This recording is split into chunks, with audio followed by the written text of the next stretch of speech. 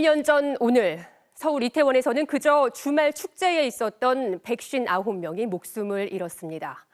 정부는 안전에 불감했고 더 이상 같은 일이 되풀이되지 않으려면 우리는 참사를 기억해야 합니다. 12구 참사 1주기 뉴스데스크 이태원 사고 현장에서 시작하겠습니다. 조재영 기자 전해주시죠. 네, 1년 전 오늘 겪었던 참사의 현장에 나와 있습니다. 이태원과 헬로윈 그리고 10월 29일은 앞으로도 추모와 애도는 물론 우리 사회가 얼마나 나아졌는지 돌아보게 하는 상징으로 남을 겁니다. 오늘 찾은 이태원역 골목길은 보시다시피 예전 같은 축제의 열기 대신 추모의 온기가 느껴지는데요. 하지만 159명의 희생 앞에 풀리지 않은 의문도 한둘이 아닙니다. 왜 그런 비극이 생겨야 했는지, 누가 무슨 잘못을 어떻게 했는지 아직 우린 답을 찾지 못했습니다. 먼저 유족과 시민들이 함께한 1주기 추모대회 현장부터 연결해 보겠습니다. 변윤재 기자 전해주시죠. 네, 저는 지금 서울광장 합동분향소에 나와 있습니다. 오후 5시부터 시작된 이태원 참사 1주기 추모대회에 이어 지금은 추모 공연이 진행되고 있는데요.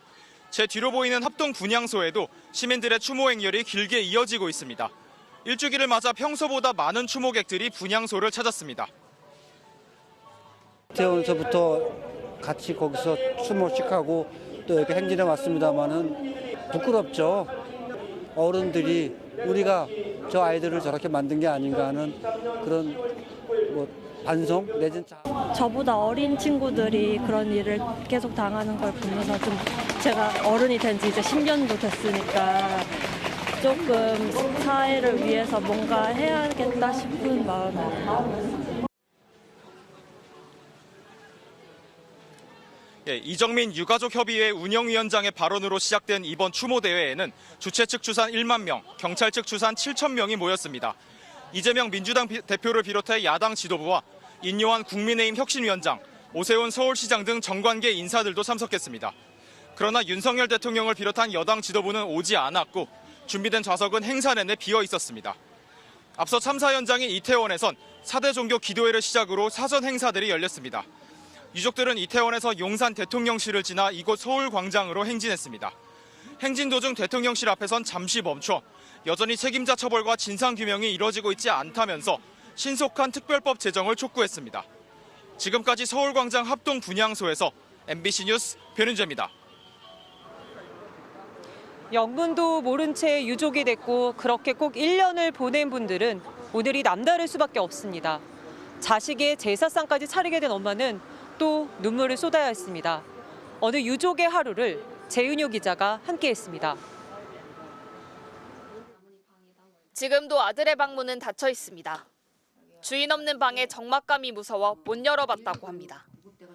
다시 차가워진 밤 공기만으로도 그날의 공포가 밀려듭니다. 새벽에 애 찾아다녔던 그 느낌이 막 나도 모르게 막 그게 이제 어젯밤에 막 떠오르더라고요. 밤새 잠을 못 이룬 채 뒤척이다 10월 29일 아침을 맞았습니다. 남훈 씨가 잠들어 있는 수목장지. 아들 친구들이 옆을 지켜줬습니다. 사진들이 많이 바랬구나 이제. 아들의 묘비에 엄마는 물을 붓고 어루만지듯 깨끗이 닦습니다. 어린 나문이를 씻겼던 그 마음입니다. 먼저 간 자식 앞에 차려진 제사상. 명복을 빌다가 결국 울음이 터져 나옵니다. 친구 만나고 오고 금방 오겠다고 가놓고 1년이나 돼가는데 왜 안 와? 엄마 항상 기다리고 있을 테니까 엄마 보고 싶을 때 언제든지 오고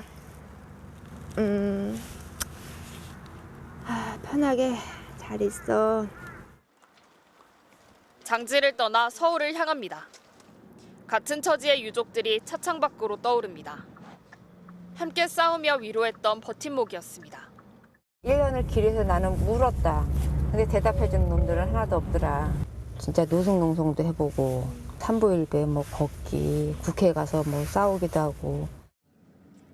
이태원에 도착했습니다. 그새 어떻게 바뀌었을까? 발걸음이 저절로 빨라지고 손을 어디에 둘지 모릅니다. 차마 와볼 수 없었던 그 골목을 1년 만에 다시 마주했습니다. 말문이 막히기는 지금도 마찬가지입니다. 너무 좁아 보이고 너무 작아 보여. 어떻게 이 골목에 그 많은 아이들이 있었다는 게 상상이 안 가는 거예요. 아들이 마지막으로 머물렀던 곳. 엄마는 꽃 한 송이 건네는 것 말고 달리 할 수 있는 게 없습니다. 무의미한 희생이 되지 않도록 더 힘을 내겠다고 다짐합니다. 아프고 힘든 골목인데 앞으로는 이 사회에 대해서 정부에 대한 경각심을 줄 수 있는 그런 골목이 됐으면 좋겠던 거지. MBC 뉴스 재은유입니다. 참사가 일어났던 골목은 이렇게 추모객들에게 활짝 열린 기억과 안전의 길이 됐지만 이마저도 임시 공간이라고 합니다. 여기까지 오는 것도 순탄치 않았습니다. 희생자들의 영혼이 제대로 쉴 곳조차 찾지 못했던 지난 1년을 구나영 기자가 되짚어봤습니다. 충격으로 밤을 꼬박지샌 참사 이튿날. 정부는 서울광장과 녹사평역 앞에 신속히 합동분향소를 설치했습니다. 그런데 단상엔 영정도 위패도 없었습니다. 참사 희생자가 아니라 사고 사망자라고 적혔습니다. 국가 애도기간이 전격 선포됐지만 분향소를 찾은 책임자들은 애도할 준비가 돼 있지 않았습니다. 이건 축제가 아닙니다. 할로윈 데이에 모이는 일종의 어떤 하나의 그런 현상이라고 봐야 되겠죠. 정확한 사고 원인이 나오기 전까지는 섣부른 예측이나 추측이나 선동성 정치적 주장을 해서는 안 된다는 그런. 나처럼 졸지에 가족을 잃은 이웃들은 내 얘기에 귀를 기울여주지 않을까.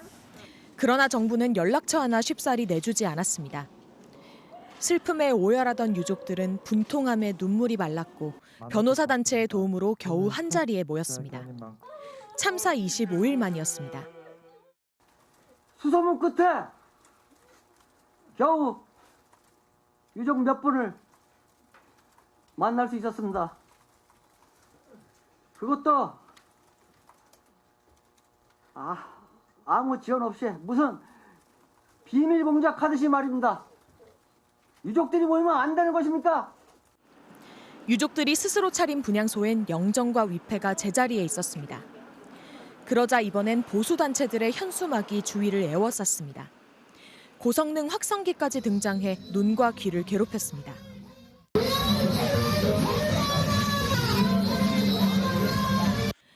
무방비 상태의 2차 가해는 국가의 보호 대상이 아니었고 총리는 도둑 조문을 다녀갔단 빈축을 샀습니다. 대통령의 사과를 가져오십시오. 돌아가세요. 서울광장으로 옮겨진 시민 분향소. 불법 시설로 찍혀 변상금이 부과됐고 곧 강제 철거될 위기입니다. 기억을 지우려고 한다라고 저희는 생각을 하고 있습니다. 보여지는 광장이나 이런 곳이 아닌 보여지지 않는 건물로 들어가서 잊혀지기를 바란다. 계절이 한 바퀴 돌고서야 이름이 내걸린 추모 공간. 자원봉사에 나선 시민들이 54일간 지켜 얻어냈습니다. 지워져가는 기억들을 다시 되살리면서 또 우리가 이런 참사를 겪지 않으면 어떻게 해야 될 것인가 생각하게 되고 그렇게 그 생각이 결국은 다음에 또 이런 비극적인 참사를 막을 수 있는 기회라고 생각하기 때문에 저는 기억을 해야 된다고 생각합니다. MBC 뉴스 구나연입니다. 그날의 참사에서 살아남은 사람들은 참사를 그대로 지켜본 목격자들이기도 합니다. 그래서 다친 몸과 마음을 추스르는 게 말처럼 쉽지 않습니다. 치유와 회복을 위해 필요한 건 무엇일까요? 생존자들의 이야기를 윤상문 기자가 들어봤습니다. 1년 전 오늘 이주현 씨도 인파에 휩쓸려 넘어졌습니다. 1시간은 넘게 그대로 깔려 있었던 게 확실하고 제가 못 움직이니까 들것에 실린 채로 그 세계 문화거리 위쪽에 눕혀졌고 경찰분이 저를 업고 대로변으로 내려갔고요. 몸이 말을 듣지 않는 와중에도 오히려 구조 현장의 혼란이 걱정됐습니다. 홀로 눕혀져 있다가 어떤 응급대원분이 심지어 제세동기를 붙이고 가시는 거예요. 저는 살아있는데 돌리면 안 되는데 저는 말할 기운도 없고 눈을 뜰 힘조차 없는 상태여서 계속 걱정이 됐죠. 이걸 붙여놓다 나는 내한테 붙여놓으면 또 이거 필요한 사람 못 쓸 텐데 하는 걱정도 있고. 신경이 손상되고 근육이 파열됐던 다리의 통증은 지금도 가시지 않습니다. 그러나 정부의 치료 지원은 6개월 만에 끊겼습니다. 의사분들이 어차피 인과성 이제 입증 어떻게 하느냐, 한두 군데 갔을 때 다 거절당했으니까 다른 걸로도 외상을 입었던 걸 수도 있는데 어떻게 입증할래가 되는 거예요. 아픈 몸보다 지워지지 않는 기억이 더 오래 남을 수밖에 없습니다. 어떤 외국인 분의 기도 소리 같은 게 들리더라고요. 또 바로 위에서 또 다른 어떤 남자가 살려주세요 하고 그거를 계속 듣다가 한 명씩 소리가 끊기는 거예요. 생존자로서의 일상과 치유 과정을 기록하고 공유해온 김초롱 씨. 괜찮아질만 하면 다시 원위치로 돌아가고 결국 회복이 제대로 되는 건 맞는가? 이게 지금 심리 상담과 치료가 내 망상이 아닌가 약간 이런 생각이 진짜 반복적으로 들어서 거기서 살아남았다는 이유로 혼자 감당해야 하는 사람들. 같은 참사를 겪고도 사람이 느끼는 바는 정말 천차만별로 달라요. 어떤 누군가는 굉장히 힘들어하시고 두문불출하시는 분들도 많다고. 문 앞에 선체로 깔려 있다가 클럽 분들한테 구조된 케이스인데 그 친구들 일단 피해자로 집계조차 안 됐고 방치되어 있는 피해자들이 너무 많아서 그리고 이미 그 사람들은 홀로 치유하는 거에 이제 익숙해져 있고 참사의 후유증을 극복하려는 생존 피해자들에게도 지난 1년은 외로웠습니다. MBC 뉴스 윤상문입니다. 유가족들이 서울광장에 마련한 윤석열 대통령의 자리는 추모대회 내내 비어 있었습니다. 일주기 추모 행사가 정치적이라는 이유로 불참을 결정한 윤 대통령은 오늘 참모들과 함께 교회를 찾았는데요. 대통령실은 어디에 있든 추모와 애도의 마음은 같다고 설명했는데 앞으로 유가족을 만나겠느냐는 질문에는 즉답을 피했습니다. 이정은 기자입니다. 유가족들이 비워놓은 옆자리 대신 윤석열 대통령은 어린 시절 다녔던 교회를 찾아 추모의 뜻을 전했습니다. 오늘은 제가 살면서 가장 큰 슬픔을 가진 날입니다. 소중한 가족을 잃은 유가족 여러분께 깊은 위로의 말씀을 드립니다. 1분 23초 분량의 추도사에서 윤 대통령은 안전한 세상을 만들어 희생을 헛되이 하지 않겠다고 다짐했습니다. 불의의 사고로 떠나신 이분들이 사랑했던 대한민국 국민의 한 사람으로서 우리에게는 더 나은 세상을 만들어야 할 책임이 있습니다. 추모 예배에는 정부 여당 고위 인사들과 대통령실 참모들이 함께했습니다. 대통령실은 다른 곳이 아닌 교회에서 추모한 배경에 대해 서울광장이든 사고 현장이든 성북동 교회든 희생자를 추모하고 애도하는 마음은 다를 것 없다고 설명했습니다. 그러면서 갈등과 증오를 부추기기보단 상처 입은 마음을 위로하는 게 우선이라는 목사의 설교를 전했습니다. 하지만 유가족을 만나 위로할 계획이 있는지 박정희 전 대통령 추도식은 정치적이지 않고 이태원 추모 행사는 정치적인지 묻는 질문에 대통령실은 즉답을 피했습니다. 1년이 다 돼 시작한 감사원 감사와 국회를 계류 중인 이태원 참사 특별법, 참사에 온전히 책임진 이가 없다는 현실, 참사 일주기 추모 자리에 대통령이 참석해달라는 요청은 정치를 넘어서서 희생자 입장에 서달라는 유족들의 호소였습니다. 윤 대통령은 추모사를 통해 유가족을 위로했지만 사과하진 않았습니다. 참사에 대해선 정부의 책임을 강조하기보다는 불의의 사고라고 표현했습니다. MBC 뉴스 이정은입니다. 다음 소식입니다. 국내에서 소 럼피스킨병이 발생한 지 열흘 만에 청정 지역이었던 전남에서도 첫 확진 사례가 나왔습니다. 축산당국은 긴급 살처분에 나섰는데 사실상 전국으로 확산되고 있어 방역에 비상이 걸렸습니다. 서희령 기자가 보도합니다. 럼피스킨병이 확인된 전남 무안군의 한 농장. 길목은 모두 통제됐고 방역팀의 소독 작업이 분주합니다. 소에게서 고열과 피부혹 등의 증세를 확인한 농장주가 군청에 신고했고 하루 만에 최종 양성으로 확진됐습니다. 며칠 전부터 소가 좀 기분이 안 좋다 이런 식으로 말씀하셨어요. 굉장히 좀 열감도 많이 있고 두더기를 난다. 확진은 단 한 마리였지만 피해는 컸습니다. 전남 첫 럼피스킨병이 확인된 무안 한우 농가에서는 키우던 소 134마리에 대한 긴급 살처분이 이뤄졌습니다. 지난 19일 충남에서 국내 첫 럼피스킨이 확인된 뒤 열흘 만에 전국의 확진 사례는 60건을 넘어섰습니다. 전남 무안에서 강원 채북단 고성군까지 럼피스킨병은 경상도와 제주 지역을 제외하고 광범위하게 발생하고 있습니다.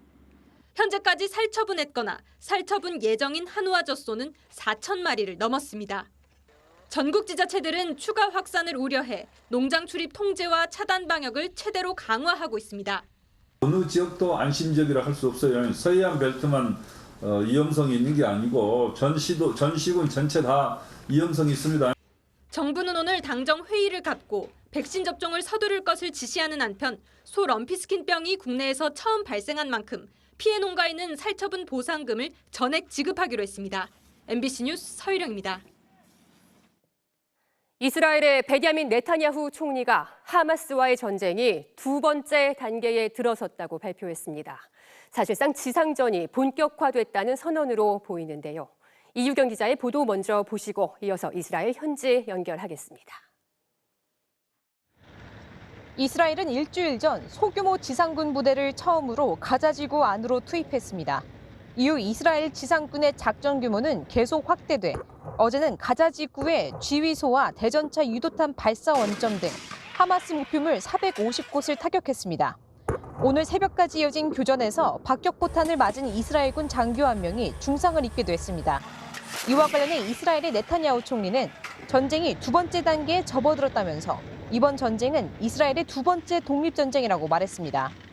사실상 가자지구에서의 지상전이 이미 시작됐음을 선언한 겁니다. זהו השלב השני של המלחמה שמטרותיה ברורות.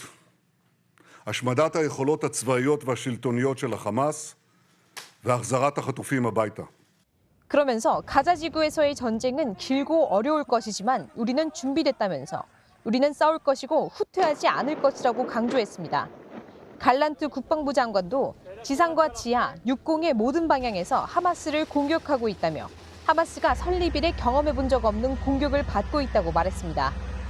תקפנו פעילי טרור בכל הדרגים, בכל המקומות. ההנחיות לכוחות ברורות. הפעולה תימשך עד לפקודה חדשה. 지상전이 220명 가량으로 추정되는 인질의 안전에 영향을 미칠 것이란 우려에 대해 네타냐후 총리는 지상전이 오히려 인질의 송환에 도움을 줄 것이라고 주장했습니다.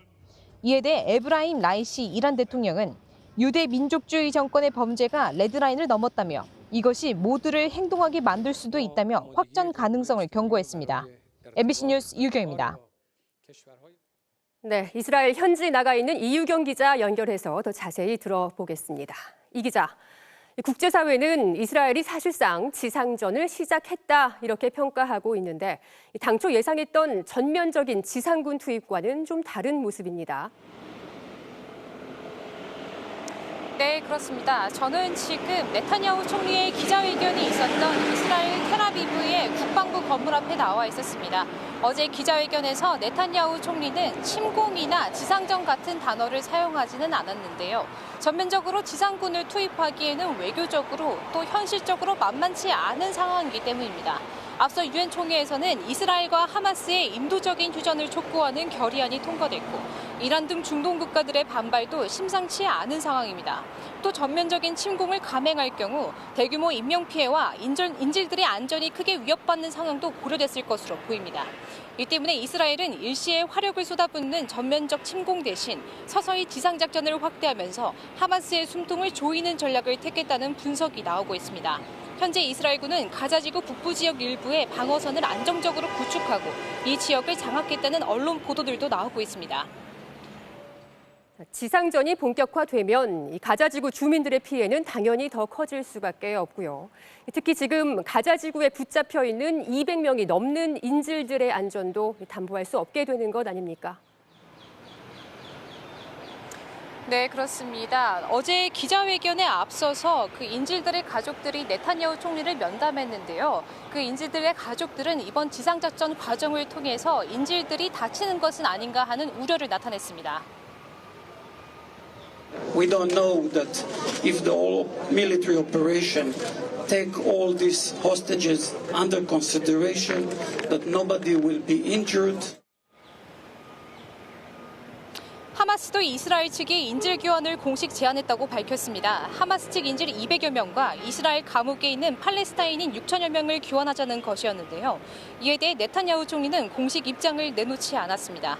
이스라엘 텔아비브에서 MBC 뉴스 이유경입니다.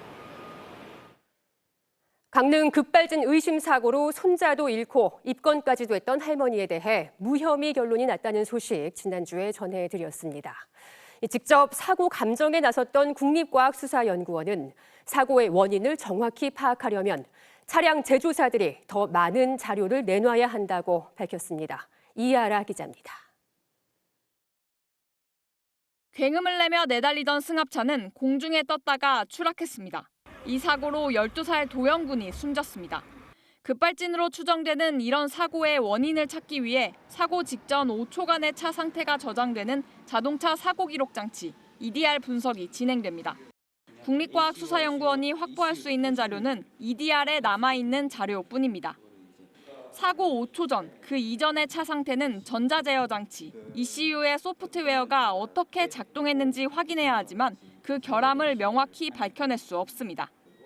ECU는 자동차의 뇌에 해당하는 장치로 엔진이나 자동 변속기 등을 제어하는 핵심 소프트웨어인데 차량 제조사가 기술 보안 사항이라며 ECU 소스 코드를 공개하지 않아 조사에 한계가 있기 때문입니다. 국가수가 자료를 달라고 해도 현재 법 규정으로는 제조사가 주지 않아도 되기 때문입니다. 만약에 그게 통과가 된다면 또 감정할 수 있는 또 그런 데이터가 뭐 빠진 게 없는지 객관적으로 또 볼 수 있는. 그래서 지난해 12월 강릉 급발진 의심 사고처럼 급발진 사고를 조사하는 국가수 역시 제조물 책임법 개정이 필요하다는 입장입니다. 정말 어떤 불필요한 어떤 논쟁 그리고 사회적인 비용이 엄청 증가하고 있거든요. 국가수마저도 제한된 데이터를 받고 있는 현실에서 급발진 의심 사고 피해자들이 차량 소프트웨어 결함을 입증하는 건 사실상 불가능에 가깝습니다. 제조사는 지금까지 10개월 동안 싸우면서 단 한마디도 얘기한 적이 없어요. 결과적으로는 모든 책임은 제조사가 있음에도 불구하고 사고 원인 규명을 위해 CCTV 등 50여 개의 법적 증거물을 10개월 넘게 직접 모은 유가족은 지금의 비합리적인 현실을 국회가 개선해달라고 호소하고 있습니다. MBC 뉴스 이하라입니다. 올가을 해외 대형 공연들이 앞다퉈 한국을 찾고 있습니다. 값비싼 좌석도 금세 매진되는 한국은 작지만 강력한 문화 소비 시장인데요. 이번 주 태양의 서커스 내한 공연이 시작됐고 다음 달엔 베를린 필과 빈필 등 세계 최고 악단들이 줄지어 서울을 찾습니다. 주말에 만나는 문화엔톡 장슬기 기자가 전해드립니다. 석양이 드리운 사막 위로 비가 쏟아지고 줄에 매달린 여성의 움직임은 더욱 아찔해집니다. 남성 고개사는 줄에 매달린 채 무대 한가운데 우물 위를 넘나들며 허공을 가로지릅니다. 2007년 첫 선을 보인 후 한국에서만 100만 관객을 모은 태양의 서커스가 멕시코를 물과 빛으로 그린 루치아로 돌아왔습니다. Love letter to an imaginary Mexico. So we take a lot of traditional and literal symbolism that is used throughout Mexican culture. 서울뿐 아니라 부산에서도 처음으로 공연을 하는데 사전 티켓만 10만 장 가까이 팔렸습니다. The Korean market has been growing every time we came. Seoul is the third city in the world in terms of music halls. There's New York, London, and then Seoul. 올해 10월까지 한국 공연 시장 규모는 약 9,900억 원 수준. 올해가 아직 2달 남았지만 지난해 전체 규모인 1조 원에 육박하고 팬데믹 이전인 2019년보다 규모는 더 커졌습니다. 특히 다음 달엔 세계 3대 오케스트라인 베를린 필과 빈필, 로열 콘세르트 헤바우가 서울에서 클래식 대전을 치릅니다. 가장 비싼 티켓은 55만 원에 달하는데도 공연 대부분이 매진됐습니다. 우리나라 젊은 연주가들이 굉장히 좀 해외에서도 활약을 많이 하고 있고 그리고 관객층이 전반적으로 좀 젊은 사람들이 많고 그러니까 코로나로 취소되거나 연기됐던 각종 공연이 올가을 한꺼번에 무대에 올라오는 상황. 뮤지컬과 오케스트라 등 여러 문화 선택지가 그동안 억눌렸던 관객들의 관람 욕구를 자극하고 있습니다. MBC 뉴스 장슬기입니다. 10월의 마지막 주말 단풍놀이 다녀오신 분들 계실 텐데요. 어떠셨나요? 기후 변화의 영향으로 단풍이 물드는 시기가 차츰 늦어지고 있습니다. 심지어 단풍이 들지 않은 채 바로 낙엽이 지는 경우도 있는데요. 이대로면 수십 년 뒤에는 10월 단풍은 실종될 수도 있다고 합니다. 엄지원 기자가 취재했습니다. 어른들의 가을 소풍이죠. 단풍놀이철이 돌아왔습니다. 단풍하면 전국에서도 손에 꼽을 만큼 장관을 이루는 곳이 이곳 청송 주황산인데요. 역시나 관광 버스 행렬이 주차장을 꽉꽉 들어찼습니다. 저도 한번 따라가 보겠습니다. 주황산 초입 대전사를 지나 기암 개석을 끼고 오르기를 꼬박 30여 분. 그런데 오색 단풍이 자취를 감췄습니다. 아직 멀은 것 같아요. 빨갛고 노랗고 그런 건 없어요. 아직은 지금 절정이 아닌 것 같아요. 계절의 시계는 10월 말 가을 한가운데 있지만 산은 아직 녹음을 벗지 않았습니다. 짙은 노란빛으로 물드는 고로쇠 잎도 여태 연녹색 옷을 입었습니다. 단풍이 채 물들기 전에 고동색 낙엽을 만드는 나무들도 적지 않습니다. 원래 색깔이 먼저 물이 든 다음에 낙엽이 만들어져야 되는데 이미 이제 갈색으로 단풍이 안 들고 낙엽으로 변했어요. 정상은 다를까 주황산 상공에 드론을 띄웠습니다. 간간히 황토빛 물이 들었지만 단풍하면 떠오르는 울긋불긋한 단풍은 아직입니다. 채도도 낮아 화려하기보다 수수한 느낌입니다. 10년 전인 2013년 같은 시기에 촬영한 단풍과 비교해보면 차이는 확연합니다. 대전사 앞마당을 붉게 물든 단단풍 나무들, 불을 켠 듯 환한 주황빛을 띠는 등산로도 현재 풍경과는 대조적입니다. 이렇듯 단풍이 늦어지고 또 옅어진 이유는 뜨거워진 지구에 있습니다. 지구온난화로 여름이 길어지고 가을, 겨울이 짧아지고 있기 때문입니다. 단풍나무는 기온 1도 상승에 4일씩, 은행나무는 5.7일씩 단풍이 늦어집니다. 그 원인으로 저희가 판단하기로는 저희가 30년 동안에 이제 9월 최고 온도하고 평균 온도에는 큰 차이가 없는데 최저 온도가 점점 올라가는 경향들을 보이고 있습니다. 기상청 자료에 따르면 높은 기온으로 인해 가을 시작일이 2020년 기준 9월 29일로 10년에 5일씩 늦어졌습니다. 전국 유명산의 단풍 시작 시기도 이와 맞물려 30년 전보다 이틀에서 길게는 13일까지 늦어졌습니다. 이대로 온난화가 진행되면 10월 단풍이 사라지는 날이 멀지 않았다고 기후위기는 경고하고 있습니다. MBC 뉴스 엄지연입니다. 잠시 후 뉴스데스크에 이어 방송되는 탐사기획 스트레이트는 최근까지 공산 전체주의와 반국가 세력 같은 이념적 발언을 해온 윤석열 대통령의 의도와 배경을 분석했습니다. 또 윤 대통령의 이념 정치의 뿌리로 지목된 보수단체 한국자유회의와 뉴라이트 출신 인사들이 대거 공직에 진출한 뒤 벌어지고 있는 각종 논란도 취재했습니다. 프로축구에선 홍명보 감독이 이끄는 울산이 조기 우승을 확정지으며 창단 첫 2연패를 달성했습니다. 이명로 기자입니다. 창단 첫 30만 관중을 달성하며 홈에서 조기 우승을 확정하려던 울산. 초반부터 위기를 맞으며 어렵게 경기를 풀어갔지만 결국 후반 23분 김민혁이 해결사로 나섰습니다. 교체 투입 4분 만에 크로스를 머리로 밀어넣으며 골망을 흔들었습니다. 홍명보 감독의 용병술은 또 한 번 적중했습니다. 후반 40분 주민규와 장시영을 투입했고 4분 뒤 주민규가 내준 공을 태도하던 장시영이 쐐기골로 연결했습니다. 결국 2대0 승리로 2위 포항과 승점 차를 10점으로 벌린 울산은 남은 3경기 결과와 관계없이 우승을 확정했습니다. 지난해 17년 만에 우승컵을 들어올렸던 울산은 통산 4번째 우승으로 창단 첫 2연패를 달성했습니다. 저는 항상 그 조력자 역할을 하는 입장이기 때문에 물론 우승을 해서 굉장히 기쁜 마음도 있지만은 이 우승을 전 우리 선수들과 팬들 여러분들께 드리고 싶습니다. 2대0으로 앞서가다 경기 막판 대전에 2골을 내준 수원은 골치 탈출에 실패했습니다. MBC 뉴스 이명노입니다.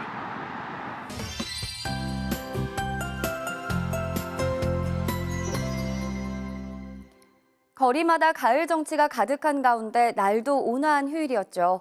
내일도 한낮에는 서울의 기온이 21도, 남부지방은 부산이 22도까지 올라 예년 기온을 크게 웃돌겠습니다. 그래도 아침, 저녁으로는 썰렁하니까 일교차에 대비한 옷차림은 필수겠고요. 이른 시간에는 또다시 짙어지는 안개를 주의하셔야겠습니다. 내일 오전까지 내륙 지방을 중심으로 가시거리가 800m에서 최소 50m까지도 좁혀질 수 있으니까요. 앞차와의 간격 넉넉히 두시고 안전운전 하셔야겠고요.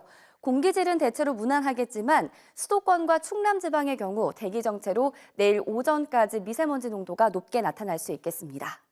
안개와 먼지는 내일 오후부터 차츰 걷히겠고요. 내일 전국의 하늘에는 가끔 구름만 많이 지나겠습니다. 내일 아침 기온 보시면 서울을 비롯한 전국이 10도 안팎의 분포로 예년 기온을 웃돌겠고요. 춘천과 안동은 6도에서 시작하겠습니다. 낮 기온도 보시면 서울과 대전 21도, 광주와 대구 22도까지 오르겠습니다. 달력의 그림이 바뀌는 다음 주 수요일에는 수도권과 영서 지방에 비가 내리겠고요. 그 다음 주에는 수도권 지방을 중심으로 미세먼지가 유입될 가능성이 있습니다. 날씨였습니다. 12구 이태원 참사 1주기 뉴스데스크 마칩니다. 추모와 애도의 마음 전합니다. 저는 다음 주말에 다시 찾아뵙겠습니다. 고맙습니다.